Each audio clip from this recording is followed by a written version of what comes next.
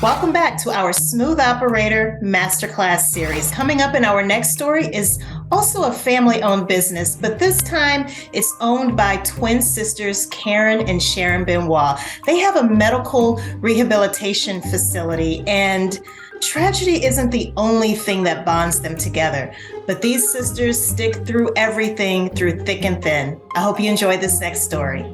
Bienvenue. Welcome back. We're at the halfway point in our audio masterclass. By now, you've heard 3 sets of stories and how-to lessons explaining why business infrastructure is important and how to build it. If you haven't listened to those first 6 episodes, then make sure you do that first. They're like building blocks in that they contain foundational information that will help you follow along with this next story. You're about to meet 2 sisters who co-own a mental rehabilitation facility. Patients aren't the only people drawn to them. Regulators are too. Fines resulting from a failed audit forces them to contend with the way they manage paper files. Will they rise to the occasion or risk shutting everything down?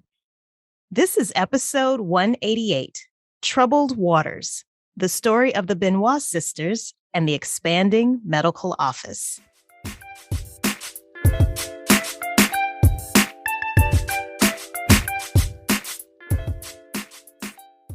Karen and Sharen Benoit are identical twin sisters running a mental rehabilitation facility with 3 locations. They've survived one disaster after another, and in the process, learned from a brush with the law the importance of protecting physical records at all costs. A recent audit exposed their lack of structural cohesion and transparency across their locations. Time is running out to demonstrate compliance. Their business is only as good as the paperwork they can produce when requested. Another failed audit could result in a shutdown while opening the door to fraud accusations. Their consultant introduces them to the paper records management element of the Kasennu framework to prove to the auditors their business operates behind the scenes as well as it's perceived publicly. It was 7:15 a.m. on a breezy Monday in New Orleans, Louisiana. There's finally low humidity in the air, a fitting weather condition following a weekend of festivities as Sharen Benoit and her identical twin sister Sharen celebrated their 40th birthdays. It's a miracle Karen is present at her Toastmasters Club meeting, considering she only arrived home from partying a few hours ago. She's teetering between consciousness and unconsciousness, wondering why she chose to speak today. Her hands were trembling. Soon, a timer chimed, her cue that it was her turn to speak next. But first, the designated Toastmaster for the meeting introduced her. Sharen Benoit is a native New Orleanian. She recently celebrated her 40th birthday.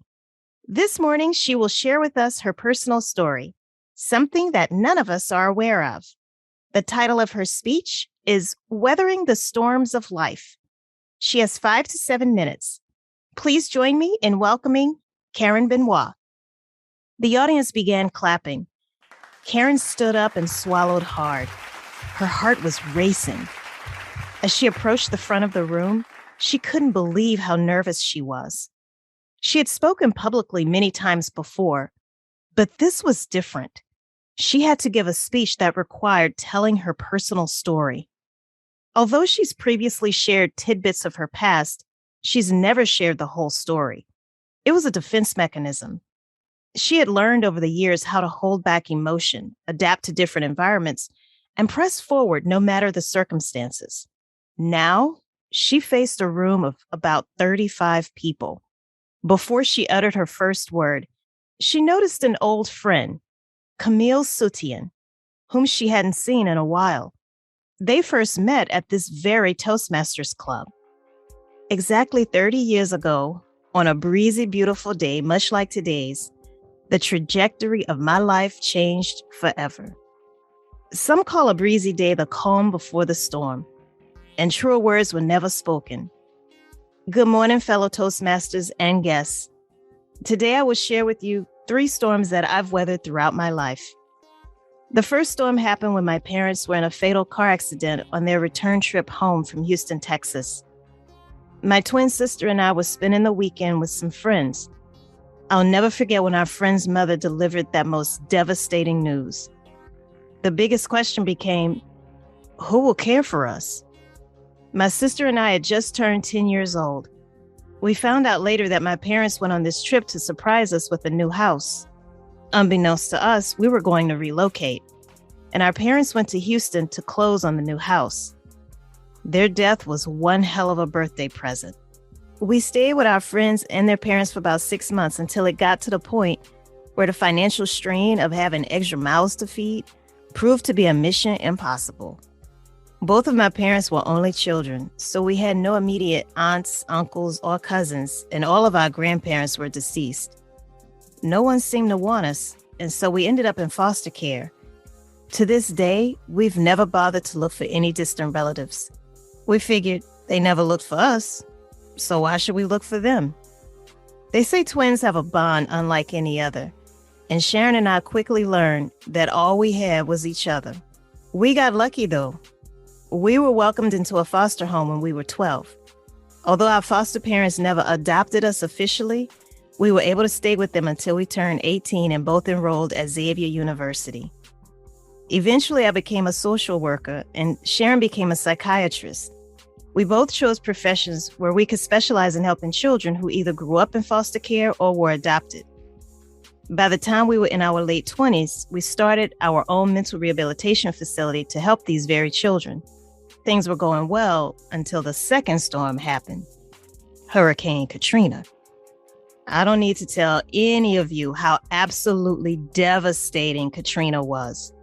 It caused physical, emotional, and psychological pain, a pain that binds every single one of us in the city together. A few months after Katrina, our facility was audited, and we failed. We failed miserably. Not only were most of our patient records destroyed, but so was the facility itself. The auditing agency had little sympathy, and we were fined severely. Had the levy not broken, we likely would have never received that tax.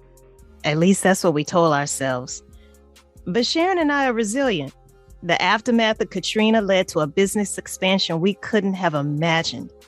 Soon we opened a new facility on the West Bank and extended our offering to all children suffering from the trauma of Katrina. We were making such a huge impact that we opened a second location in Metairie and expanded our offering this time to children suffering from any type of trauma. As we gained more press and attention, we opened our third and latest location here in Uptown.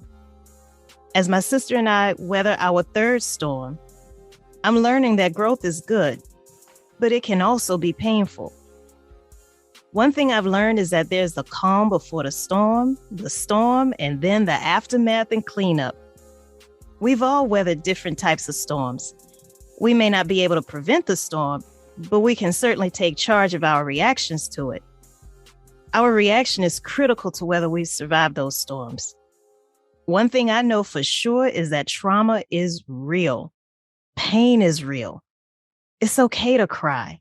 It's okay to release anger and frustration, but channel that energy into something that can grow and be productive. I've lost people, material things, and at one point, I almost lost my mind. Yet I can stand here today before you and tell you that forgiveness is the greatest antidote. Laughter is medicine for your soul, and life is for the living. Madam Toastmaster? Once the Toastmaster approached Karen to shake her hand, she walked back to her seat amid thunderous applause. Following the end of the meeting, Karen was able to speak with her friend Camille. They embraced each other tightly. Although they talked on the phone about once a quarter, 2 years had passed since they last saw each other. Karen, bonjour. Camille, I'm so surprised to see you. When did you arrive? I had no idea you were here. Yesterday, I went to the club's website and saw that you were scheduled to speak. I am here on a business trip this weekend, but knew that I had to make time to see you. Happy birthday! I was hoping to surprise you and Sharen, but my flight was delayed. I didn't arrive until yesterday evening. I was so tired. So much for surprises. Where is Sharen, by the way? Oh, she left this morning for a short cruise to Cozumel. Oh, nice. Yes, her husband and kids had to practically drag her away from the office. It's only for a few days, though. She should be back before you leave. Good. I'd love to spend some time with both of you. You mentioned a third storm, but didn't say what it is. Is everything okay? Does it have to do with your business? Yeah. I hope I'm not prying. I'm asking because I wonder if it is something I can help with. By this point, the meeting room cleared out, and Karen motioned for Camille to walk with her out of the room. Now she could let her guard down and speak more openly. Girl, look, we need all the help we can get. The sooner we can talk, the better. I can fill Sharen in when she returns. I know she won't mind considering the severity of this. Look, I know it's still early, but maybe we can go to my office. I'd love for you to see it. I work from that location whenever we have a Toastmasters meeting, since it's not a far drive. Do you have time? I will call someone at my next appointment to let them know to expect me an hour later around 10 a.m. By the way, how did you get here? I took the streetcar. You can ride with me. When it's time, you can take the streetcar to your next appointment. We're only a block from the line. They walked to the parking garage where Karen's car was parked. The drive to her office, though short, was a bit challenging because of all the commuters making their way downtown to go to work. Camille became nostalgic as she looked at all the restored and renovated old buildings and houses. She truly loved New Orleans and enjoyed comparing the city to her native Paris, France. I hope you've enjoyed listening to Karen and Sharen's story. If you want to hear the full story and discover how Camille shows them how to create a compliant paper records management system, then here's 2 things you can do. First, you can buy my book. It's called Behind the Facade: How to Structure Company Operations for Sustainable Success. Karen and Sharen's story is featured in Chapter 5. If you want to actually see how to do the work that Camille did with Karen and Sharen, then the second thing you can do is sign up for the online Smooth Operator Masterclass. There, you'll see video demonstrations that will show you exactly how to create your own company's paper records management system and prove once and for all your business's capability to deliver results. Don't forget to click the link below in the description box to sign up for the Smooth Operator Masterclass on business infrastructure. You can do that at smoothoperator.courses. That's smoothoperator.courses. See you in the next video.